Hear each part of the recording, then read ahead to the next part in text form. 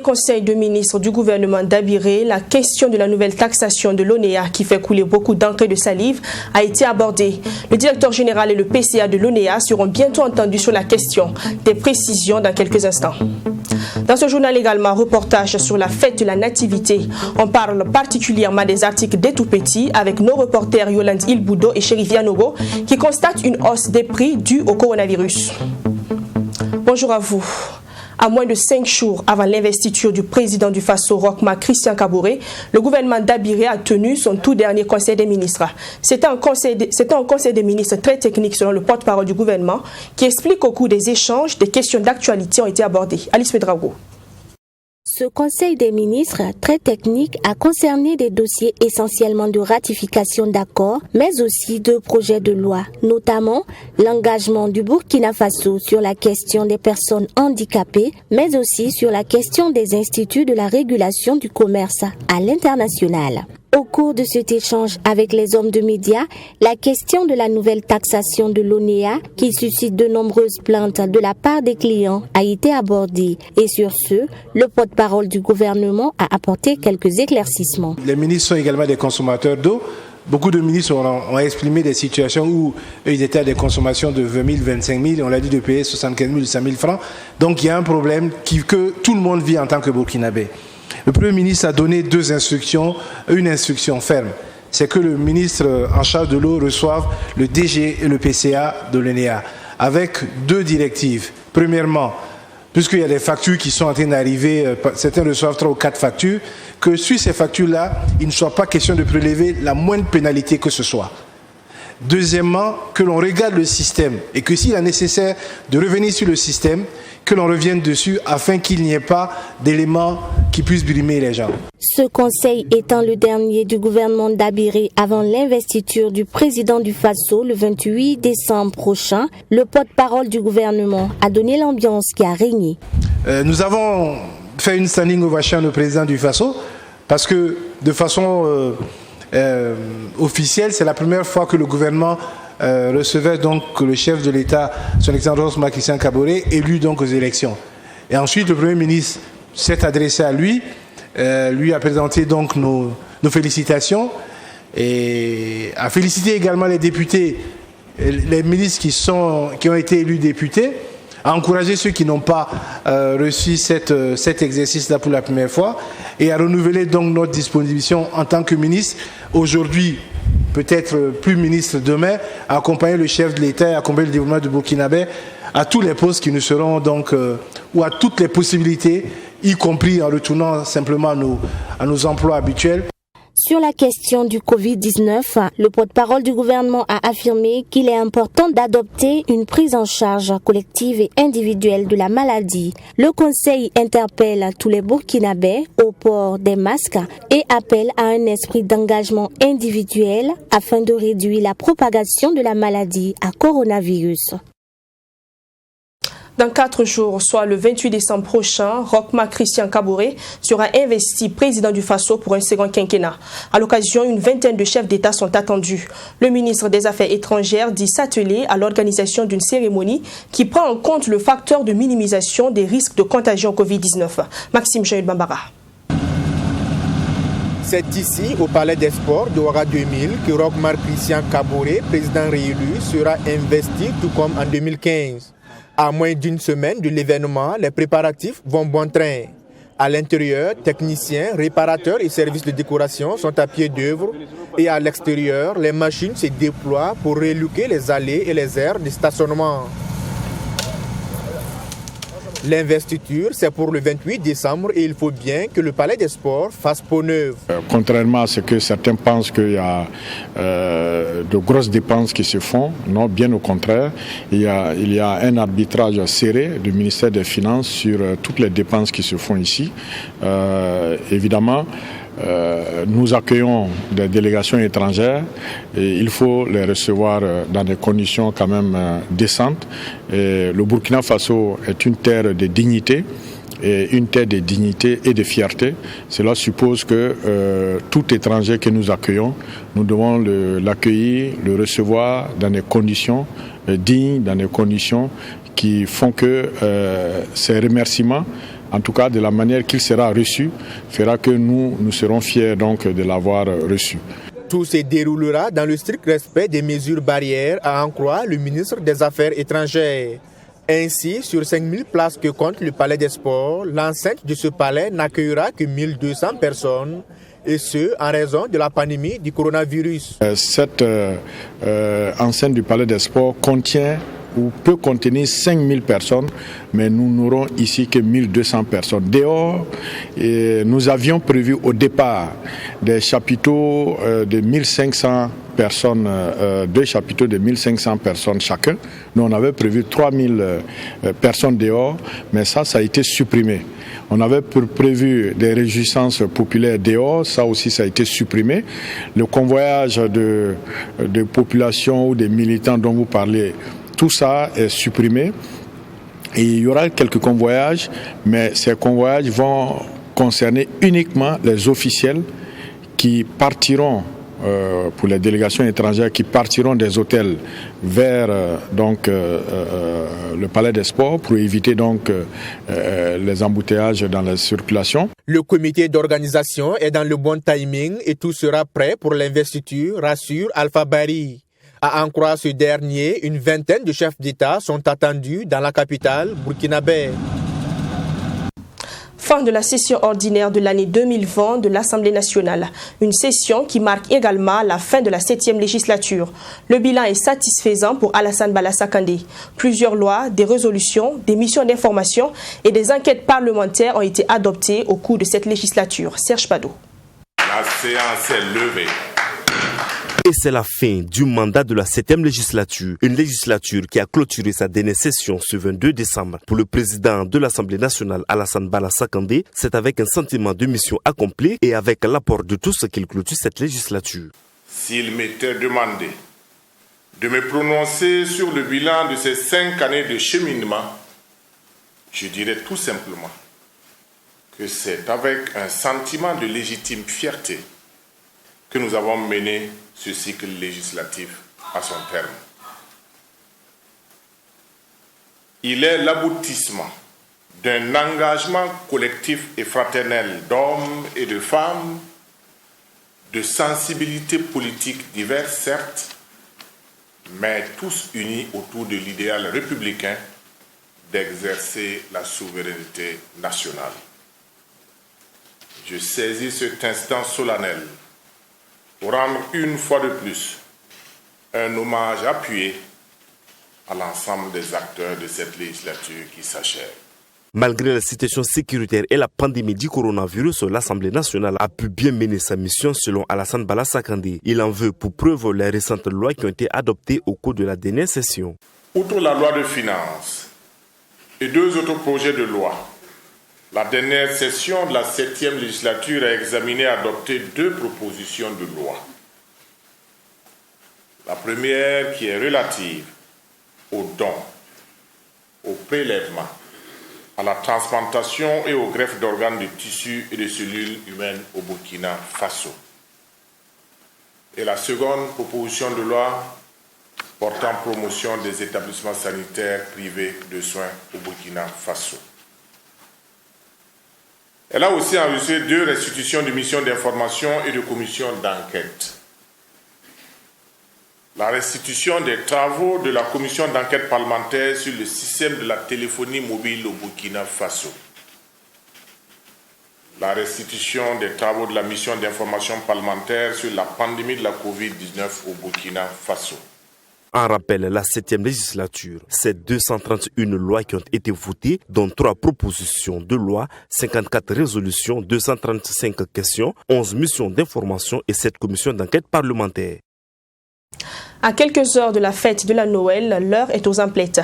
Des emplettes dans lesquelles il va falloir tenir compte des articles des tout-petits. Quoique les articles aient connu une hausse liée à la pandémie du coronavirus, les parents disent s'efforcer pour faire plaisir à leurs bambins. Allons faire un tour dans quelques points de vente pour constater. C'est avec un reportage signé Chérif Yanogo, Yolande Ilboudo, Abdoulrahim Tapsoba. Nous sommes à quelques heures de la fête de la Nativité. Et pour cette fête qui rime avec cadeau, les parents ont pris d'assaut les rayons des magasins de vente de jouets pour enfants. Si l'affluence est au rendez-vous, Les clients par contre ne se bousculent pas à la caisse de ces magasins. Raison évoquée, la flambée des prix des jouets occasionnés par la crise sanitaire liée au Covid-19. Bon, si on dit qu'il n'y a pas d'influencif, on a menti, mais c'est pas comme tous les années, c'est pas comme les années passées. Il y a eu une modification, puisque à l'heure là on ne peut pas partir. Sauf c'est les guides qui sont là-bas qui sont en train de nous aider. Donc avec tout ça, leur pourcentage aussi joue sur les jouets. Vous nous comprenez. Bon, à l'heure là, il y a beaucoup de dépenses qui fait que le prix n'est pas comme l'habitude. Le prix n'est pas comme l'habitude. Le prix a changé. Sincèrement, le prix a changé. Dans ces magasins, les clients ont l'embarras du choix. Des poupées, des voiturettes, des hélicos. Bref, il y a du tout pour faire le bonheur de ces tout-petits. Même si les prix sont parfois hors de portée, certains parents acceptent le sacrifice pour faire plaisir à leurs bambins. Les prix sont abordables. Si c'est pour faire plaisir vraiment à tes enfants, je ne vois pas d'inconvénient. Pour moi, en tout cas, quels que soient les prix, si j'en ai en tout, je vais payer pour mes enfants. Avec plaisir aussi. Avec ou sans jouer, la fête de Noël aura bel et bien lieu le 25 décembre. Les enfants, quant à eux, espèrent d'ici là recevoir leurs cadeaux des mains de leurs parents ou du Père Noël. Et comme on aime le dire, à chacun son cadeau, à chacun sa fête de Noël. La Ligue des consommateurs du Burkina dresse le bilan de ses activités de l'année 2020. Un bilan digne de réjouissance, mais qui n'annule pas les nombreux défis à relever en 2021, a souligné Dasmane Traoré et son équipe. Ils ont aussi saisi l'opportunité de cette rencontre avec la presse pour appeler les consommateurs à plus de vigilance au quotidien. Ami Valiant. La Ligue des consommateurs du Burkina affiche des nouvelles ambitions pour 2021 dans la défense des intérêts des consommateurs. Le constat sur le terrain est bien réel. Plusieurs structures ont été créées par l'État, mais le consommateur burkinabé n'est toujours pas protégé. Chaque fois nous crions notre ras-le-bol, c'est parce que nous voulons que l'ARCEP devienne et porte le costume vraiment de l'autorité tant souhaitée. Une autorité qui, réellement, quand elle va taper sur la table, qu'on sache effectivement que les brebis galeuses là sont en train de se mettre au niveau des rangs. Et également, nous en appelons à la Commission nationale de la concurrence et de la consommation. En dehors de ça, l'ARCE, l'autorité de régulation du secteur de l'énergie, qui régulièrement sont des autorités, des entités qui ont été créées pour la protection des consommateurs, mais qui malheureusement, à chaque fois, les consommateurs se plaignent sur différents ordres. Au niveau de l'eau, au niveau de l'énergie, même si au niveau de l'énergie, il y a des avancées significatives, là, on constate qu'à chaque fois que nous rencontrons ces entités sectorielles-là, régulièrement ce qui est sorti, manque de moyens, manque de ressources humaines, etc. L'affaire du médicament Apivérine fait un nouveau débat au Burkina. Selon les informations de la Ligue des consommateurs, le produit serait expérimenté sur les patients de la lutte contre le Covid-19. La Ligue hausse le ton et invite les autorités sanitaires à l'arrêt de l'utilisation de ce produit. Demandons purement et simplement l'arrêt de l'utilisation parce que les agents sur lesquels, sinon les consommateurs sur lesquels c'est utilisé, peuvent être considérés comme des cobayes. Même si c'est des cobayes, c'est contre leur volonté, puisqu'ils ne savent même pas que c'est des expérimentations qui sont en train d'être opérées sur eux. Donc il faut que l'on arrête pour clarifier les choses dès lors que cette utilisation est proscrite au niveau du Burkina à travers donc, des textes bien précis dont nous en disposons. Autre sujet abordé par Dasmane Traoré et ses camarades, la question de la qualité du service offert par les compagnies de téléphonie mobile au Burkina. Sur ce point, la Ligue des consommateurs du Burkina estime qu'il y a des efforts à faire. Concernant les opérateurs de téléphonie mobile, il faut dire que nous avons fait tout un travail de prospection. Nous les avons rencontrés pour comprendre certaines choses. Nous avons discuté, nous avons signifié notre ras-le-bol par rapport à la qualité de la prestation. Et que ce soit Orange, que ce soit Telmom, nous les avons rencontrés et nous avons dit certaines préoccupations des consommateurs. Disons après ces rencontres-là, nous allons passer à la phase supérieure, à savoir que nous allons de temps à autre organiser des rencontres de boycott des produits de ces opérateurs-là, parce qu'il faut un minimum de respect à l'endroit du consommateur burkinabé. Face à toutes ces situations, la Ligue des consommateurs invite les consommateurs à la prudence et à la vigilance et surtout à la dénonciation. Elle interpelle aussi les autorités à une prise d'action plus vigoureuse afin de protéger le consommateur. Le premier magistrat de la ville de Ouagadougou poursuit sa tournée dans le cadre des activités de fin d'année. Lundi dernier, il s'est rendu à l'archevêché et à la compagnie républicaine de sécurité avant de terminer son périple dans les locaux de la Fédération des églises et missions évangéliques. Avec sa délégation, Armand Pierre Bewende a tenu des propos d'hommage. Fatima Tanichema, reportage. De l'archevêché de Ouagadougou à la compagnie républicaine de sécurité CRS, en passant par la Fédération des églises et missions évangéliques FEME, la délégation de la mairie centrale de Ouagadougou, avec à sa tête le premier magistrat de la ville, est allé rendre hommage aux hommes et femmes de ces entités. Une tradition que la ville de Ouagadougou respecte à l'approche de chaque nouvel an, a laissé entendre Armand Pierre Bewende. Tous ces hommages, c'est pour reconnaître le rôle capital que ces institutions-là jouent dans notre capitale, dans notre ville. Vous savez que nous sortons d'une année assez éprouvante où sur le problème sécuritaire, nous avons connu pas mal de problèmes. Et sur également la question sanitaire, la pandémie de la Covid-19 s'est invitée. Mais ces différents corps sociaux se sont dressés comme un seul homme pour contribuer à ce que cette pandémie puisse être contenue. Cette visite de courtoisie du premier responsable de la ville de Ouagadougou à l'archevêché a permis au cardinal Philippe Ouedraogo d'évoquer quelques préoccupations. Il s'agit entre autres de la question du foncier et des déplacés internes. Des préoccupations à prendre à bras le corps selon le cardinal. Nous rendons grâce au Seigneur pour l'année écoulée. Cela a été ce que cela a été. Et nous venons de terminer par des élections pacifiées, finalement acceptées par tous. C'est un don du Très-Haut, c'est un don de Dieu. Nous n'avons de cesse de lui rendre grâce et de souhaiter qu'il donne au Burkina Faso des hommes qui aiment leur peuple et qui acceptent d'être des serviteurs de ce peuple-là.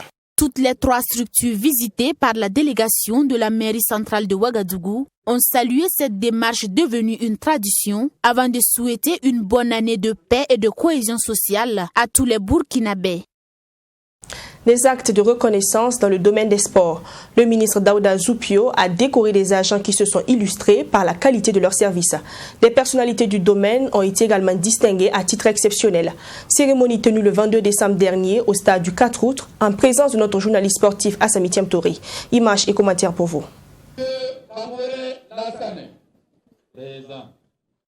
Au nom du président du FASO et en vertu des pouvoirs qui nous sont conférés, nous vous faisons officier de l'ordre du mérite de la jeunesse et des sports agraves, promoteur à titre exceptionnel. Ils sont au total 115 récipiendaires du ministère des Sports et des Loisirs contingent 2020.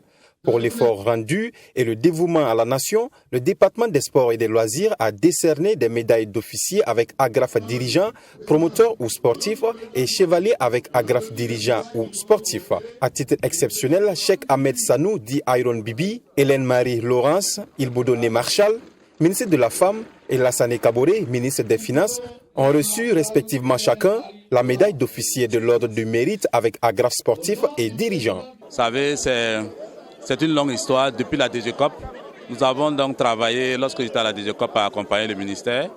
Et Dieu voulant, je suis revenu encore ministre des Finances et nous sommes en train d'accompagner toujours le ministère. Et je les remercie pour toute la distinction, ce qu'ils ont estimé, que nos actes ont permis donc d'apporter un plus au sport. Au titre d'officier de l'ordre du mérite, 7 récipiendaires ont été honorés et au titre de chevalier de l'ordre du mérite, une cinquantaine de récipiendaires ont été distingués. C'est une invite à continuer davantage à accompagner le sport national. C'est vrai, je suis à la retraite, mais je peux aussi mobiliser des sponsors pour accompagner prioritairement la S-Douane, qui est notre association sportive. Oui, mais c'est un sentiment de joie qui m'anime. Et cette distinction représente pour moi une invite à m'investir davantage dans le milieu du sport. Voilà, où nous sommes les dirigeants. Vous voulez profiter de votre micro pour remercier toutes les personnalités et toutes les autorités qui ont œuvré et qui ont reconnu et mes actions et mes efforts dans le milieu du sport. Cette décoration n'est pas encore finie parce qu'il va falloir que je travaille plus encore pour couronner beaucoup de succès et puis donner beaucoup de trophées au peuple burkinabé, pour être encore plus sommet qu'aujourd'hui et encore multiplier plus de joie aussi pour ma famille qui se sont déplacés. Même les chefs coutumiers se sont déplacés pour venir. Et tous les supporters qui se sont déplacés pour venir, ce n'est pas les supporters de l'IFO seulement, mais beaucoup de clubs. Et ça, à l'image de cette année, quand je rentre dans le stade, je vois que les supporters se lèvent pour m'acclamer, quelle que soit l'adversité. Donc ça me donne réellement la force de continuer. Selon le ministre des Sports et des Loisirs, au vu du nombre élevé de récipiendaires, la moisson a été bonne. Je dois dire tout simplement que la moisson a été bonne pour mon département, en tout cas qui a reconnu le mérite de ses travailleurs, de ses dirigeantes, mais également de tous ces sponsors qui accompagnent au quotidien l'émergence du sport dans notre pays. Alors je dois exprimer une grande satisfaction à l'endroit de ce mouvement sportif-là qui, chaque jour que Dieu crée, en tout cas, fait monter les couleurs de notre pays à des hauteurs considérables qui valent le respect de la considération de notre pays. En plus de ces 115 récipiendaires, des agents admis à la retraite ont été récompensés en vue de leur témoigner la reconnaissance de la nation. Du 4 au 7 février prochain, Ouagadougou abritera la 5e édition de la Semaine de l'architecte. En prélude donc à cette activité, l'Ordre des architectes du Burkina a tenu une conférence de presse pour donner les grandes lignes de ces activités. Pour la première fois, des journalistes seront primés à travers le prix Archiplume. Sanata Siri. La Semaine de l'architecte se veut un espace des rencontres entre architectes du Burkina Faso, jeunes et futurs porteurs de projets, ceux en vue de susciter de nouvelles vocations. Elle vise également à défendre et à promouvoir le métier de l'architecture, tout en lui donnant une image positive. Ça permet aussi à la population de rencontrer des architectes au niveau de la foire, de rencontrer les partenaires des architectes qui sont je ne vais pas dire les vendeurs de matériaux de construction, mais qui sont en tout cas des acteurs essentiels dans l'acte de bâtir. C'est-à-dire que tous ceux qui sont fournisseurs, nous on dira donc les fournisseurs des matériaux de construction. Ça vous permet de savoir aussi s'il y a de nouveau en termes de décoration, d'aménagement intérieur et extérieur de différents projets qu'il peut y avoir.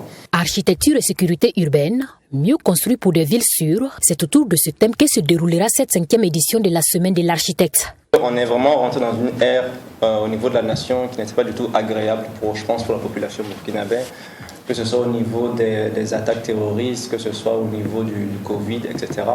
Donc le thème qui a été choisi justement nous permet de pouvoir répondre à tous ces aspects-là au niveau de la nation et donc de commencer à réfléchir sur ce qu'on peut anticiper quand on arrive sur un architecte. Qu'est-ce qu'on peut avoir de plus? Parce qu'aujourd'hui, vous avez remarqué, quasiment tous les lieux qui reçoivent du public, tout le monde a commencé à faire un sas, tout le monde a commencé à mettre des vigiles devant, tout le monde a commencé à mettre des caméras. Je pense que dans toute la ville, il y a des caméras maintenant. Pour que justement cette sécurité dont on parle là, elle puisse entrer en jeu dans les projets. Plusieurs activités seront donc menées pour marquer d'une pierre blanche cette 5e semaine de l'architecte. Elle connaîtra des innovations majeures, selon le président du comité d'organisation. Voilà. Certains acquis dont on a parlé, qui étaient là sur les éditions précédentes, comme les visites d'école ou les jeux radiophoniques, vont rester là. Donc ce sera encore là durant cette session de la 5e édition. Et maintenant, ce qu'on va permettre, ce qu'on va rajouter de neuf, il y aura une journée porte ouverte où justement la population pourra aller visiter des cabinets d'architecture, pourra rencontrer des architectes dans leur lieu de travail et non à la foire. Donc les journées portes ouvertes ne se font pas au niveau du CIAO, elles vont se faire dans les agences d'architecture de ceux qui vont y participer. Toujours dans le cadre de la promotion des architectes et des œuvres architecturales, l'Ordre des architectes du Burkina organise à l'occasion de cette semaine le prix d'excellence en journalisme dénommé Archiplume. Ce grand rendez-vous des architectes du Burkina Faso est prévu pour se dérouler du 4 au 7 février 2021 au Salon international de l'artisanat de Ouagadougou, CIAO. L'Association pour le développement durable dresse le bilan de ses activités de 2020. Séance suivie d'une signature de convention avec de nouveaux partenaires. Cette association à but non lucratif veut, à travers les signatures de convention, notamment avec l'Association des Burkinabés vivant en Côte d'Ivoire, offrir un toit décent à chaque Burkinabé. Suivez. Atteindre les objectifs de développement par la promotion des logements sociaux, tel est l'objectif de l'Association pour le développement durable au Burkina Faso à travers son projet Un toit pour tous. Au cours de ce rendez-vous avec la presse, le président de l'association affirme vouloir être le leader en matière de promotion sociale. L'Association pour un développement durable au Burkina Faso, ADDBF, a pour ambition, au niveau local, avec son programme Un toit pour tous, d'être le leader en promotion de logement social au Burkina Faso et d'être solidaire aux sans-abri, les plus démunis, hommes, femmes et enfants. De contribuer fortement à l'atteinte des objectifs de développement durable, les ODD, dans un environnement sain, économique et social, sécurisé conformément au plan de développement économique et social PNDS, à travers la promotion des 40 000 logements sociaux prévus par l'État burkinabé.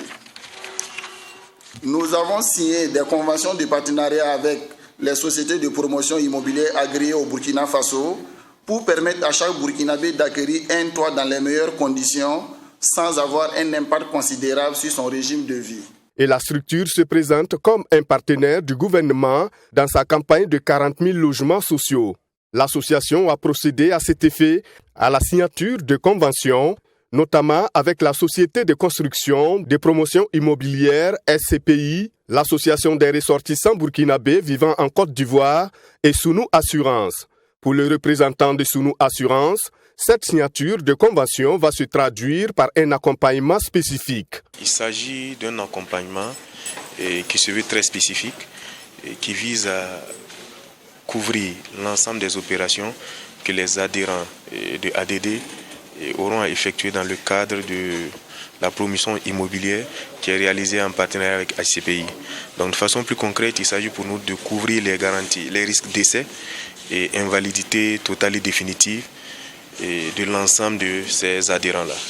De façon assez simpliste, c'est dire qu'aujourd'hui, lorsque nous avons un adhérent qui souhaite acquérir une maison, nous couvrons les risques d'essai et invalidité totale et définitive sur la période de 15 ans. Donc si, en tout cas par malheur, on ne le souhaite pas, et ce dernier venait à être appelé plus vite que prévu à l'Éternel, en tout cas nous, Sounou Assurance Vie Burkina Faso, étant donné que notre métier c'est de couvrir le risque, et nous allons nous substituer aux défunts pour régler la portion restante due de ces engagements à l'égard de nos partenaires. Pour l'atteinte de son objectif, l'Association pour le développement durable au Burkina Faso peut compter sur le soutien de plusieurs chefs coutumiers. Venus en nombre à cette conférence de presse, ils ont félicité l'association et prodigué des conseils à ses membres.